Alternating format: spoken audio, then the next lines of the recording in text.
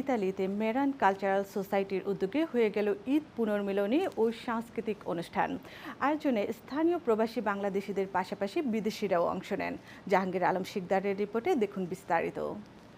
ইটালির বোলজানো প্রদেশের মেরান শহরে মেরান কালচারাল সোসাইটির উদ্যোগে জাঁকজমকপূর্ণভাবে বিদেশিদেরকে নিয়ে ঈদ পুনর্মিলনী ও সাংস্কৃতিক অনুষ্ঠান হয়েছে 23 জুন 2025 সোমবার।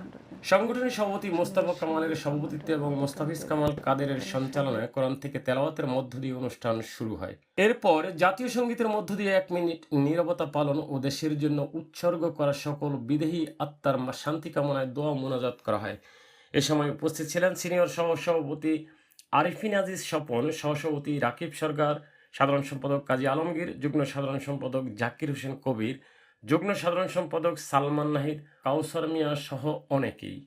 এরপর দ্বিতীয় পর্বে হাসান সোহাগের উপস্থাপনায় এবং জাহাঙ্গীর আলম মাতবরের নির্দেশনায় প্রায় হাজারো মানুষের উপস্থিতিতে মধ্যাহ্ন ভোজনের পরপর সাংস্কৃতিক অনুষ্ঠান ও পুরস্কার বিতরণের মধ্য দিয়ে অনুষ্ঠানের সমাপ্তি হয়। আজকের সন্ধ্যায় যারা আমাদেরকে সার্বিকভাবে সহযোগিতা করছে তাদেরকে অসংখ্য ধন্যবাদ। Si sviluppa sempre meglio nel nostro territorio, ci aiuta tantissimo per il lavoro.